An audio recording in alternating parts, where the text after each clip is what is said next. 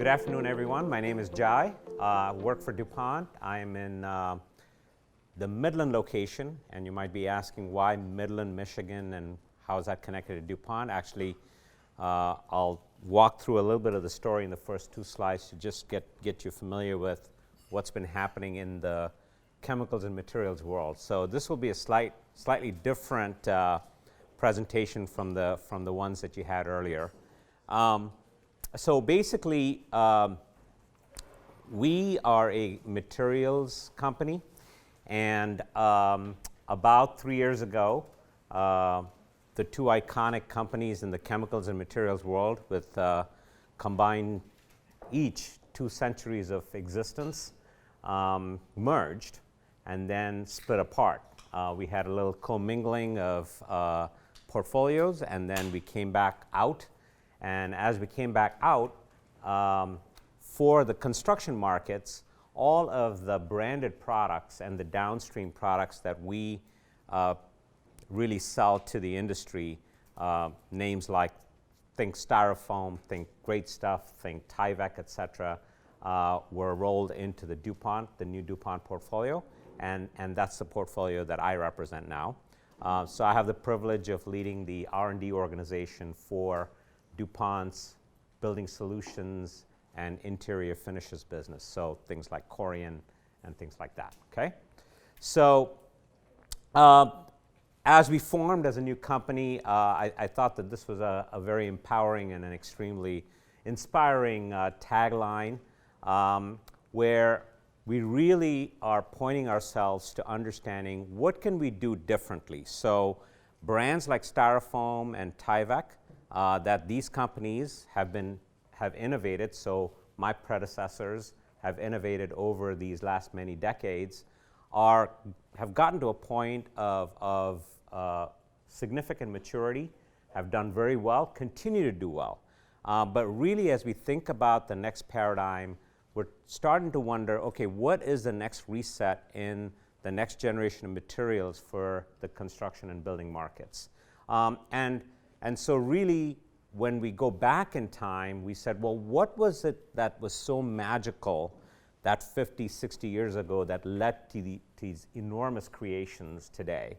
And I say enormous because every time, even today, when I go to a plant and it's pumping out these insulation products 24/7, and you have to see these things to believe it, or house wrap, Tyvek, that's pretty much running these enormous operations, and you look at that and it's just staggering because you could see that there is a end use, there's a beneficiary, there's a stakeholder base that's taking advantage of this to deliver energy efficiency, to deliver air sealing requirements, to deliver moisture barriers, to ultimately make structures better, cheaper to operate, and greener at the end of the day.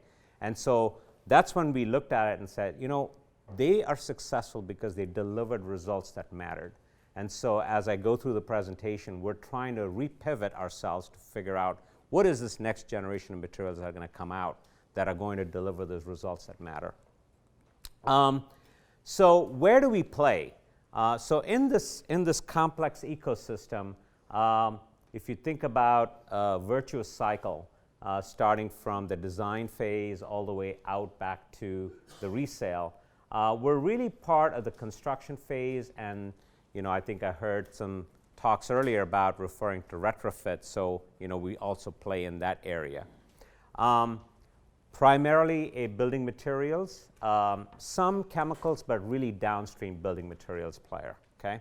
And just some visualizations of areas in an envelope that you might find some of these solutions. And maybe some of you have encountered these. Hopefully you have used them also.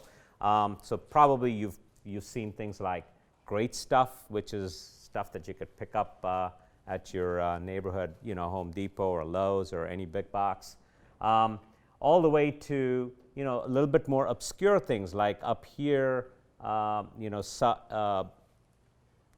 ProTech, which is a membrane, a roofing membrane.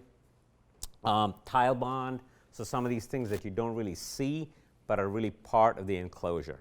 So our claim to fame was around materials of construction that helped make an enclosure that much more durable and helped a building that much more energy efficient. So unlike a lot of what was discussed earlier, where you saw the interplay between a building's performance with mechanicals, a lot of ours are passive materials. And so the common discussion, if I had $1 for every time I have to talk to a mechanical unit designer to say, hey, if you really adopted these advanced materials, you could down gauge from a 2-ton to a 1-ton. And it never plays out that way. And that's part of the challenges that we face in the adoption and the sales cycle, even after multiple decades. So energy codes have helped, and practices have helped, and mindsets have helped. But still, there's this embedded yin and yang about passive materials and mechanicals that don't really necessarily always talk to each other.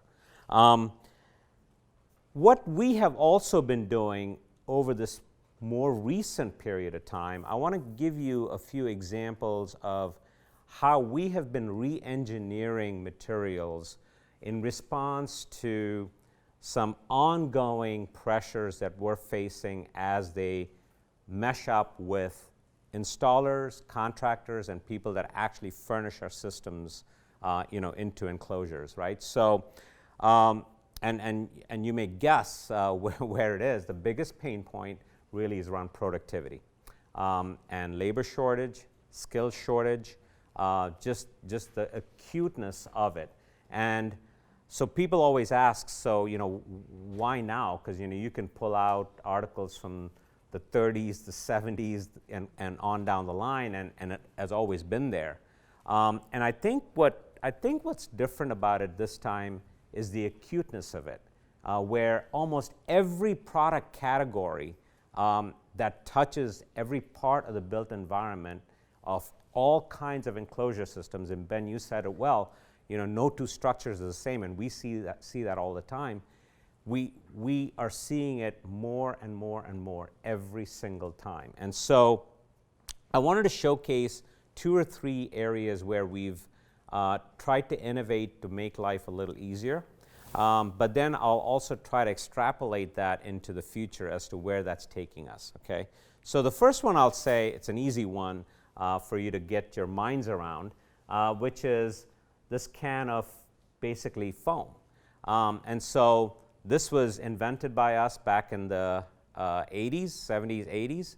And in as much as we've innovated the chemicals that go into a can, you could see here there's a little bit of a comic relief. There's really been nothing in the dispense. So this poor installer has really one of these 4 essentially identical options to choose from.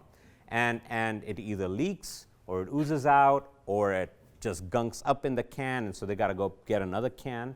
And so we went down the path of understanding, okay, what is driving worker productivity at this microscopic scale, where it's a single user trying to use this can and trying to dispense a gooey, foamy product out of it to seal.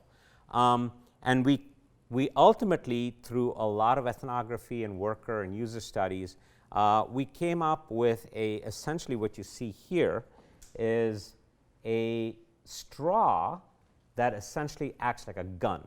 So in other words, people wanted the look and the feel and the operation and the efficiency of a gun, but they wanted to do it at the straw level. And you can imagine the order of volume is like 10 to 1, in terms of people that use straw versus gun. And so this was an innovation that we just launched. In fact, all of Canada has converted now within a year. And so this, in the construction industry, is unheard of, where you had an absolutely brand new product coming onto the market with a completely different form, fit, and function, but in essence does dispense the same material, but adopted at such a quick pace. And so it kind of, again, was another proof point that this acuteness of productivity is really felt even at that worker level down to the individual contractor. Another example of that is in fluid applied weather barrier solutions. So we've essentially innovated this category of building wrap, if you will. And as we started to look at that, and you look at this picture up here where this poor person is trying to, basically do origami, trying to put this tape across a seam, and it dawned on us that we actually had chemical technologies, being a chemical company, that we could engineer into essentially fluid applied systems. So you could actually go 4 times faster. So for commercial walls, you can imagine that this could be, thousands of windows, thousands of openings that could go 4 times faster. And again, fewer scope for errors, fewer trained workforce that's required to essentially take a product and dispense it out of an airless sprayer. I joke that even I could do it. So, it's not a stretch that anybody could really do this. And it really led to the development of a full wall system where, again, building off of that idea that you can only go through the envelope once and you have all the control layers built in, whether it's air, moisture, water, thermal. And that, again, goes to the whole productivity paradigm, right? And when we sat back and said, okay, we've got these innovations where we're trying to drive this whole notion of worker productivity, but notice that in each of those examples, we were driving productivity at a particular trade. So whether it was the person that was installing the foam, we made an impact on that person's productivity at that trade. We made an impact at a person's productivity where he was flashing a system across the wall. And when we look at the next generation of ethnography that we went about doing about a year ago, again, it comes out, night and day, that skilled labor and affordability are the 2 biggest drivers. And so what it told us is that we have to now go span beyond the trade level and really encompass much greater parts of the building envelope and the building enclosure in order to make a difference in a resetting of cost, time, and quality, okay? And so the way we have been looking and thinking about it is we've been thinking about, if you looked at the top left, it's kind of like the here and now, right? And really taking it to more of the automotive analogy of how do we take this and industrialize it? And how do we take it off-site? How do we make these components in such a way that the automotive industry, the aerospace industry, for that matter, the garment industry, every one of these industries have found a way to drive economies of scale, standardization, and the ability to drive cost, time, and quality into the equation. And so there are obviously disruptive ways of doing this, and there's newer and newer forms of that enabled through digitalization as well as adoption of new technologies and new material forms, to the point of, and some of you may have seen this in various magazines and online articles, the 3D printed homes. But more commonly, things that are done at a panel level, so at a sub-assembly level, or at a modular, so at a volumetric level. So our orientation has now taken us more from the individual material, the individual trade, to encompassing it at that level. And what's interesting about that is in the conversations that we've been having, the people that we're participating and collaborating with, they actually totally get the trade-off. We talked about trade-offs earlier. They totally get the trade-offs between mechanicals and passive systems because they're now engineering the entire system. So they get the fact that you can economize at a broader scale. And we really think that that entire ecosystem needs to really buy into this in order for this to scale. As innovators in different industries, our company has had the opportunity to innovate in aerospace. So I actually spent some time in my career in aerospace. So I was drawing on some analogies in aerospace, and I want to show you a couple of charts on that as to what can we do in the construction industry that might have analogous developments in aerospace. So the transformations in aerospace were just like we talk about labor productivity and time and cost. In aerospace, is all about fuel. 70–80% of the operating cost of an airliner is fuel. And so the way you do that is through weight reduction. But weight reduction comes at a cost of material substitution. So if you were to just look at, I'm going to flip ahead here, if you were to just look at substituting a metal part with a composite part because of the weight benefits it derives, you are going to see a 10 to 20x increase in your cost. But you cannot look at it just as that. You have to look at it across the ecosystem of the material, the conversion, and the assembly. And when you do that, you're able to broaden the entire breadth of cost that it takes to deliver that material into a final structure. When the aerospace industry realized that, and you can see this in the waterfall, they realized that that trade-off absolutely made sense, right? So if we did the trade-off simply at one sub-assembly, we are going to fail every single time. And so this is a big learning for us.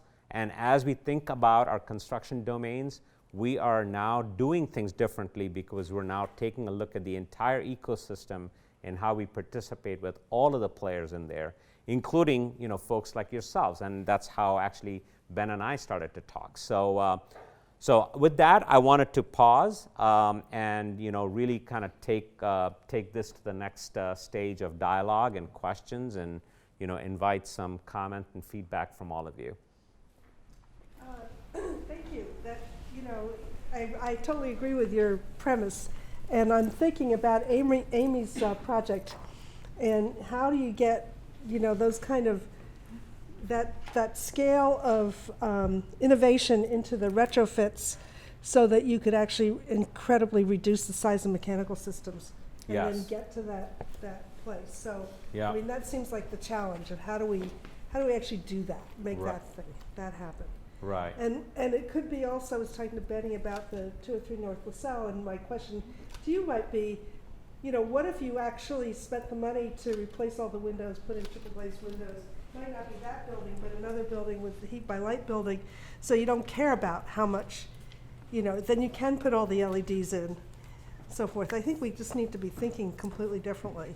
Yeah, I think, yes, absolutely. It needs to be a lot more comprehensive in terms of integrated, where the total value pool is created and how the participants in that value pool can, equitably and justifiably share in that gain, right? Yeah, absolutely. There was a partner that we were having a discussion with. They have a concept where they're outfitting, I think I heard an example of a medical facility, and to retrofit and rehaul a medical facility, particularly with the intense amounts of downtimes that you incur these days, I think they said an entire hospital, in a metropolitan area like Chicago, could take upwards of 2.5 years, to do that. And it's almost to the point where, with the medical advances in technology, you may be outdated by the time you do that.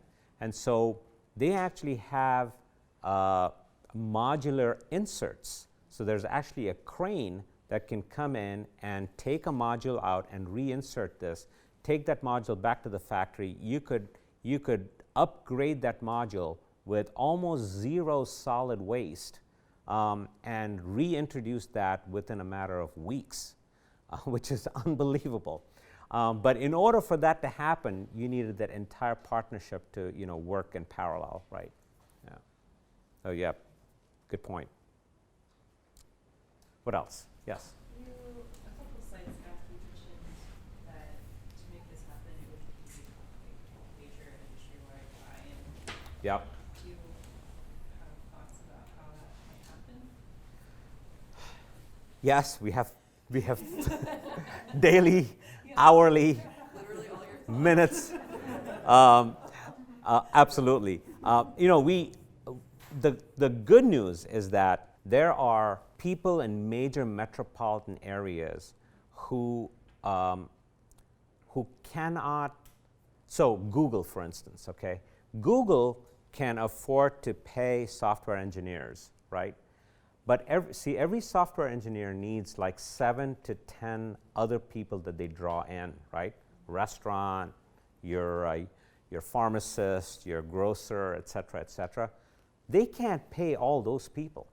So they cannot be successful in adopting a workforce when they're not able to actually house all the people that these others draw. And so they're actually championing this change as well. And so they actually have an initiative with they call Sidewalk Labs. It's sponsored with Google and a few others, and we're party to that. Those types of initiatives actually draw us a lot more attention from an end-to-end standpoint, and those partnerships are a lot more productive than they used to be in the past because they're actually allowing us to develop material solutions that are truly a means to an end. See, in the past, what would happen is that these projects would be an end to themselves. They would be demonstrator projects, and everybody would clap their hands and say, "Oh yeah, we did this, 5 years ago, and it's great." And it was just, a museum piece, right? And so these are real projects where people are actually monitoring, building, assessing, determining whether that works or not, because it is having a real-time impact when Amazon is trying to put a headquarters in Alexandria or in Virginia, and they cannot figure out how are they going to house all these people for 50,000 workers times 7, 350,000 people that need to affordably live in that area, right? And my parents used to live in Fairfax, Virginia. I know exactly what they mean. So yeah. Thank you for that question. But that's the partnership that we're contending with. Yep. Thank you. But lots of rays of hope. So, and in R&D, I have to be an optimist. So Thank you very much. Thank you. Appreciate that.